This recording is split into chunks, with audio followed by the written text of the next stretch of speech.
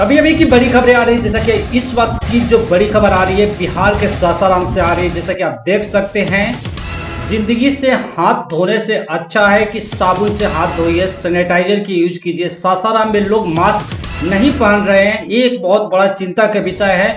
Corona हारेगा और हम जीतेंगे। इस वक्त हमारे साथ बने हुए अतेंद्र कुमार सिंह जी हमारे साथ लाइव बने हैं बिहार के सासाराम से। सर एक बात बताइए, जहां पर आप रह रहे हैं, ठीक है, वहां से मैं अगर बात करूं गौलक्ष्मी वी मार्ट के सामने पे, मैं देख रहा हूं कि जो है तादाद है 50 से 60 लोग हैं, जिसमें वो बहुत कम लोग ऐसे हैं जो कि मास्क को यूज कर रहे हैं। अगर मास्क चलिए नहीं है, तौलिया है, गमछा है, वो रखे हुए हैं अपने पास, कंधे पर ले रहे हैं, लेकिन उसको यूज नहीं कर रहे। ये कैसे आप इसको देख रहे हैं अतेंद्र जी? आप थोड़ा बताइए ऑडियंस को।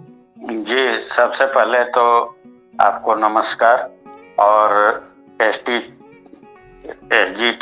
चैनल के सभी दर्शकों को नमस्कार। इसको अब जितना समय, सीधे सीधे हम मुद्दे पर आते हैं कि जितना समय बीत चुका और जिस तरह से आप लोगों ने जागरूकता फैलाने का काम किया है, उस तरह से अगर देखा जाए तो अभी मास्क हटा लेते हैं। उस तरह से देखा जाए तो अब इसको सीधे सीधे लापरवाही से जोड़ा जा सकता है, क्योंकि सामग्री उपलब्ध न होना मजबूरी हो सकता है। लेकिन अगर भाइयों आप लोगों के पास गमछा है, रुमाल है, मास्क है, तो फिर उसको पॉकेट में या गले में मत रखिए।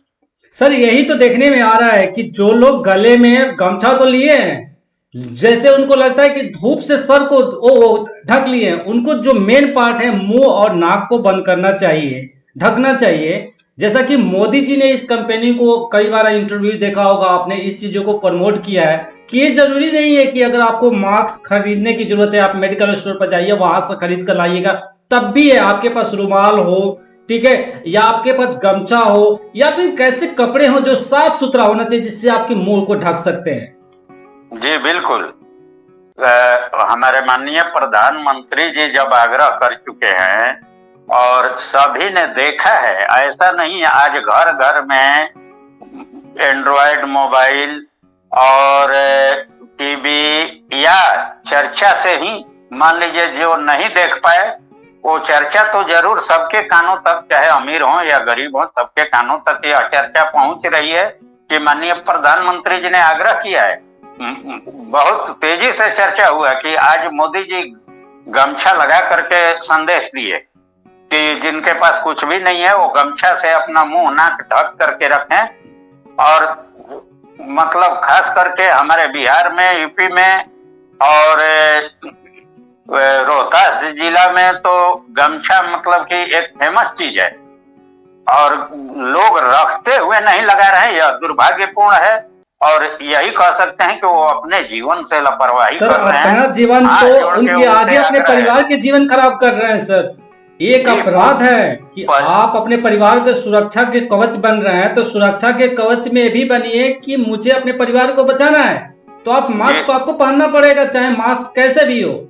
जी बिल्कुल, आपके बात से 100% हम सहमत हैं कि अपने ही नहीं, अपने परिवार, समाज, अपने दोस्त मित्र। सासाराम में जो कोरोना पॉजिटिव का केस मिला है वह हमारे सामने एकदम पूरा, ऐसे पूरे विश्व में, लेकिन खास करके हमारे शहर की बात करें तो शहर में जो मिला है कोरोना से संबंधित केस, उसका हिस्ट्री जैसा कि मीडिया के माध्यम से पता चल रहा है कि एक से एक तार उनके आसपास और मिलने जुलने वाले लोगों का ही जुड़ रहा है और उन्हीं का पॉजिटिव आते जा रहा है और संख्या बढ़ते जा रही है। तो किसको हम नुकसान कर रहे हैं अपनी लापरवाही से? अपने भाई को, अपने बहन को, अपने चाचा चाची को, अपने मित्र दोस्त को, या कहीं इलाज कराने जाते हैं तो जिस डॉक्टर को अपना समझ के कि यह मेरा इलाज करेगा, जो नर्स और जो कंपाउंडर जो भी हैं, हम उनको, उनके साथ भी खिलवाड़ कर रहे हैं,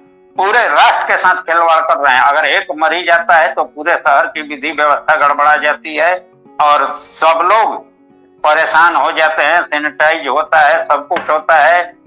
और इसके बाद सबसे बड़ी बात है कि उस समाज, उस मोहल्ले, उनके घर, रिश्तेदार, सभी का। अच्छा अतेंद्र जी, एक बात बताइए, सासाराम में इससे क्या क्या कितना सैनिटाइजर के यूज किया जा रहा है? सैनिटाइजर में 80% अल्कोहल होता है। क्या इस तरह से प्रशासन वहां पर पहल कर रहा है कि या फिर क्या है? आप उसके बारे में कुछ बताइए।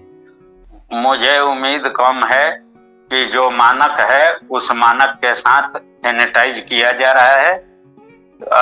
और सासाराम में उस एरिया को, जो सील एरिया है, उसको छोड़कर अगर हम बात करें तो बाकी एरिया में तो कहीं हुआ है, कहीं नहीं हुआ है। वो भी क्वालिटी तो मतलब पर विश्वास करना अभी ठीक नहीं है।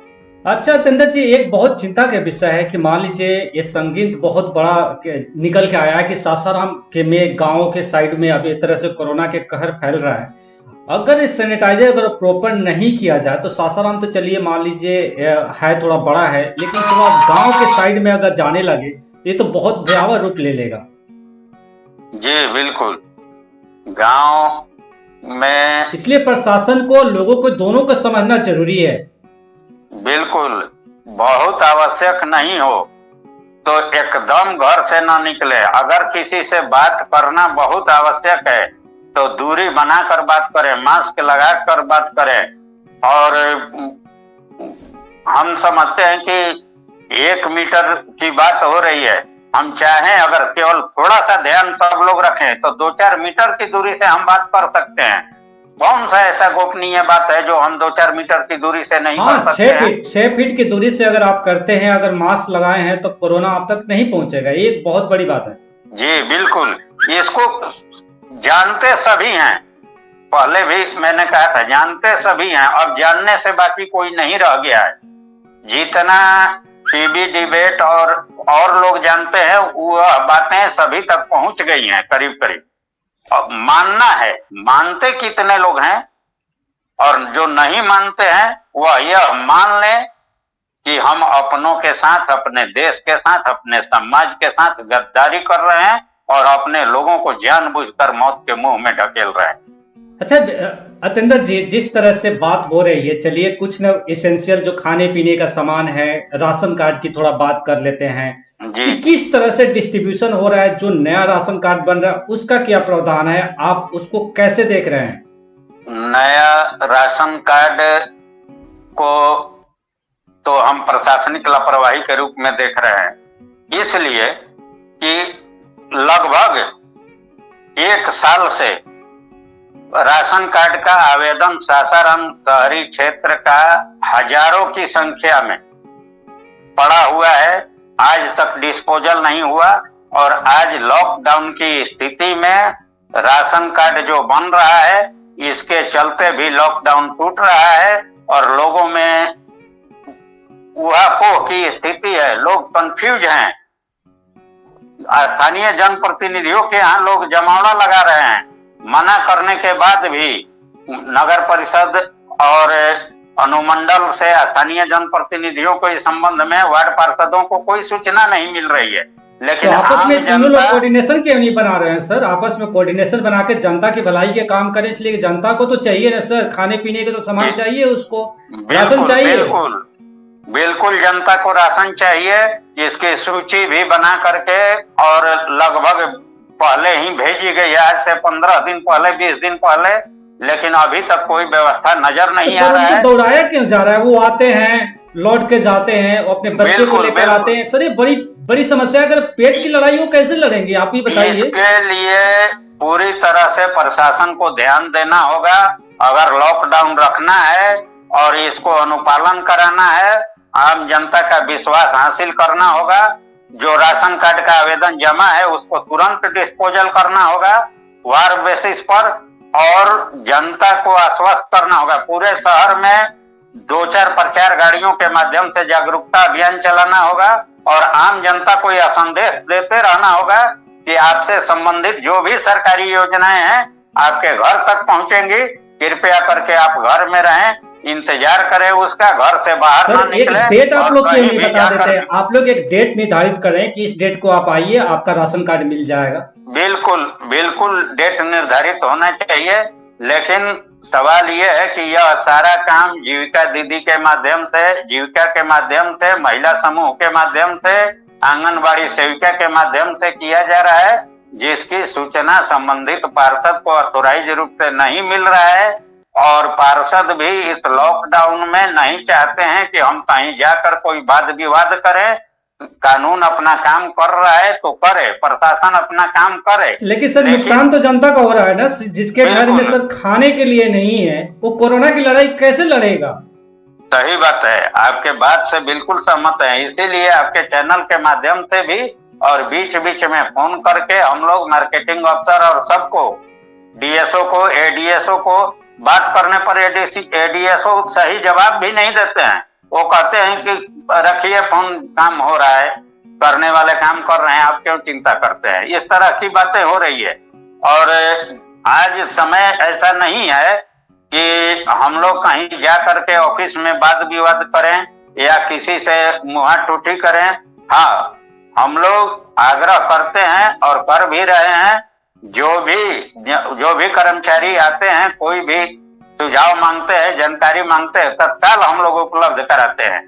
और हम लोग बार बार आग्रह कर रहे हैं, नगर परिषद के सिटी मैनेजर से भी हम लोग सूचना दिए और एडीएसओ वगैरह से भी कि इस चीज को तुरंत निष्पादित किया जाए। और यदि 24 घंटे के अंदर आप फॉर्म मांगते हैं तो उसका डिस्पोजल भी 48 घंटे के अंदर हो जाना चाहिए पूरे जिले में। एक बात मैं बताना चाहता हूँ, क्या मतलब इतना हल्फ पच की स्थिति है।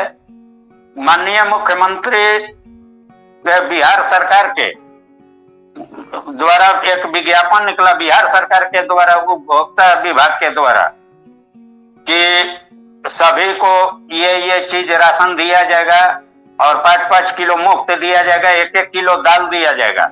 लेकिन किसी भी डीलर के पास दाल उपलब्ध नहीं हुआ। सर टीवी और विज्ञापन में तो सब कुछ दिखाया जाता है सर कि जनता के लिए हम ये कर रहे हैं, वो कर रहे हैं।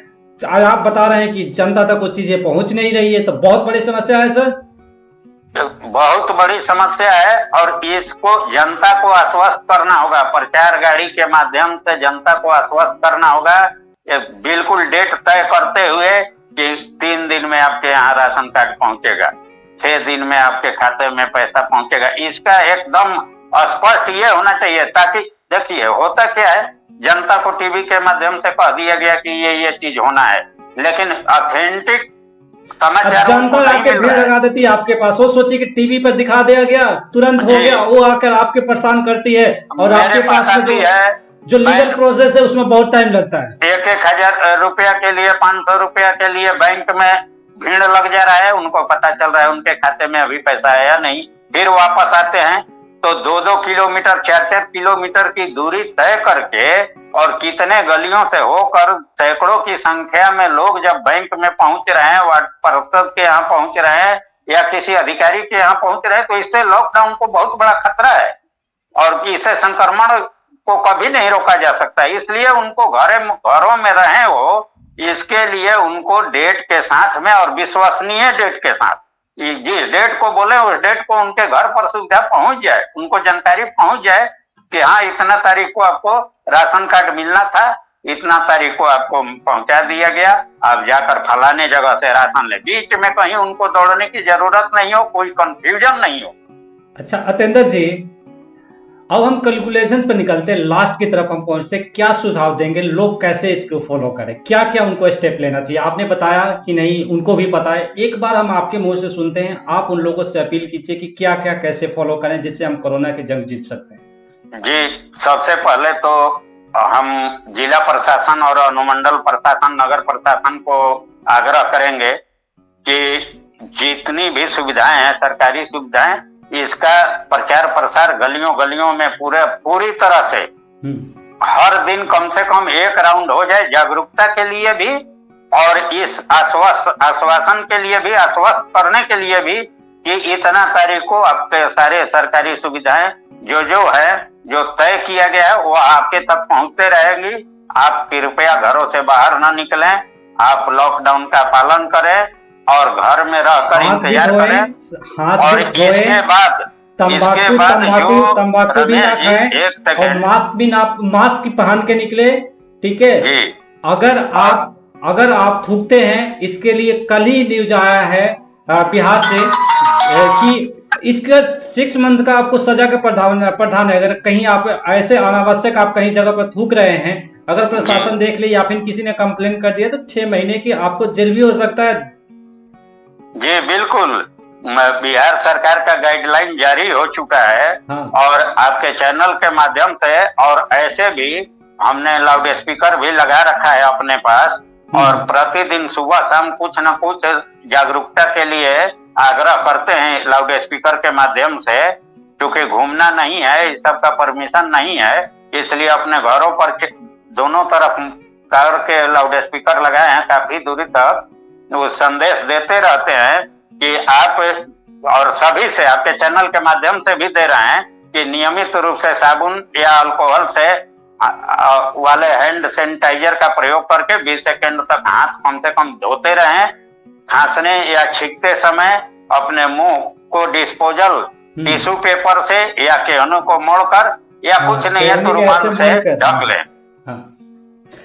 सभी लोगों से कम 1 मीटर यानी 3 फीट या संभव हो तो 2 फीट की दूरी कम से कम बना के 2 मीटर की दूरी बनाकर रखें, इससे आपकी सुरक्षा होगी। सभी से आग्रह करते हैं कि बहुत आवश्यक नहीं है तो आप घर से निकले ही नहीं, और यदि बहुत आवश्यक है, जीवन मरण का जहां सवाल है, जहां लग रहा है कि अब इसके बिना मेरा काम नहीं चलने वाला है, उस परिस्थिति में आप निकलते हैं तो मास्क लगाकर ही निकलें। और मास्क नहीं है आपके पास तो घर में रुमाल होगा, सूती कपड़ा होगा, लुंगी धोती होगा, गमछी होगा, किसी भी साफ सुथरा कपड़े से अपने मुंह और नाक को ढक कर ही निकले। आपने बहुत अच्छा समझाया अतेंद्र कुमार जी, वक्त इजाजत नहीं दे रहे हैं। एक आग्रह और है हाँ। कि अगर किसी को भी सर्दी खांसी बुखार जैसा सिम्टम नजर आए तो वह जरूर डॉक्टर से सलाह लें और स्वास्थ्य विभाग के नंबर पर जरूर सूचना दें, और बिना साबुन से हाथ मुंह धोए आंख नाक और मुंह वगैरह को एकदम नहीं छुए। जब भी आपको कहीं से आते हैं हाथ पैर धो करके अपने कपड़े को अलग रख दें। जो जिस कपड़े को पहनकर आप बाहर गए उसको सर्फ के पानी में घोल दें और नहा धोआ कर फ्रेश होकर ही घर परिवार से मिले। अतेंद्र सिंह जी, आप STG न्यूज चैनल पर अपने अपनी बातें रखी, लोगों को समझाया, इसके लिए आपका बहुत बहुत धन्यवाद। जी आपका भी बहुत बहुत धन्यवाद।